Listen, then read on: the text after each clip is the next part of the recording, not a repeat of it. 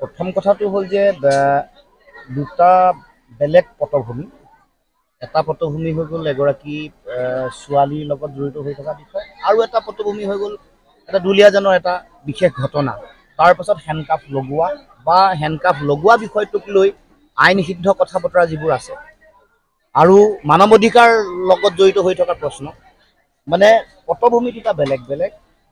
বিষয়বস্তু বেলেগ গতিকে আমিতো এটা সাধাৰণ যিটো দৃষ্টিভংগী আমি দাঙি ধৰিছোঁ সেইটো হ'ল যে অন্যায় যদি কোনোবাই কৰিছে তেওঁক বিচাৰ কৰাৰ দায়িত্ব ন্যায়পালিকাৰ আছে বা আইনৰ আছে সেইকাৰণে গোটেই বিষয়বোৰ যেতিয়াই আহে আমিও যেতিয়া দুলীয়াজনৰ ঘটনাটো আহিলে মূল ঘটনাটোৰ কথা যেতিয়া আহিলে তেতিয়া আমি কৈছোঁ যে আইনে বিচাৰ কৰিব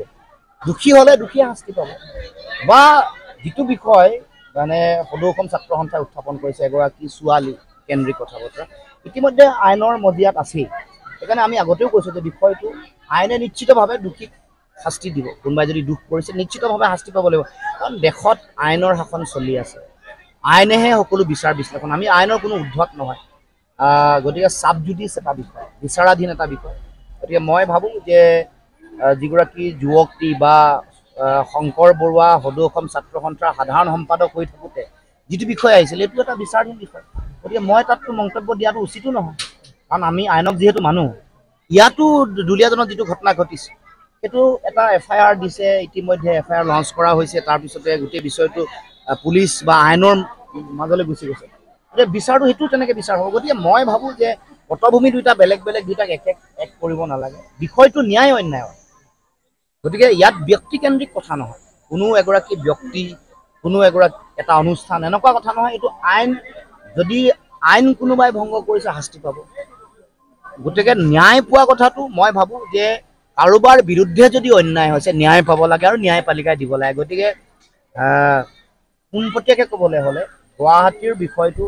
ছোৱালীগৰাকীৰ লৈ যিটো বিষয় সেইটো এটা চাব জুডিচ মেটাৰ আনকি আছুৰ কোৰ্টতো চাব জুডিচ হৈ আছে কাৰণ এনকুৱাৰী কৰিছিলে আজিলৈকে এনকুৱাৰী তদন্ত আজিলৈকে মই ভাবোঁ যে অহা নাই এইটো মই সোনকালে সেইটো আহিব লাগিছিলে কাৰণ আছুৰ মজিয়াত থকা কথাটো চাব জুডিচ হৈ আছে আছুৱে যিটো এনকুৱাৰী কৰিছে নহয় জানো গতিকে আইনৰ মজিয়াটো বিষয়টো চাব জুডিচ হৈ আছে ছাত্ৰ সন্থাই কৰা এনকুৱাৰীটো বিষয়টো চাব জুডিচ হৈ আছে গতিকে আমি কোৱাটো উচিত নিশ্চিতভাৱে এগৰাকী যুৱতীৰ তেখেতৰ ভৱিষ্যত আছে তেখেতৰ মান মৰ্যাদা স্বাভিমানৰ প্ৰশ্ন জড়িত হৈ আছে গতিকে আমি এই কথাবোৰ সকলোৱে আমি গমি পিটিহে কথা বতৰাবোৰ আগবাঢ়িব লাগে আৰু মইতো বিচাৰোঁ অন্যায় হ'লে ন্যায় পাব লাগে আমি সদায় অন্যায় কৰা মানুহৰ ন্যায় প্ৰাপ্তিৰ কাৰণে যুঁজি আছোঁ এইটোৱে আমাৰ মত গতিকে মই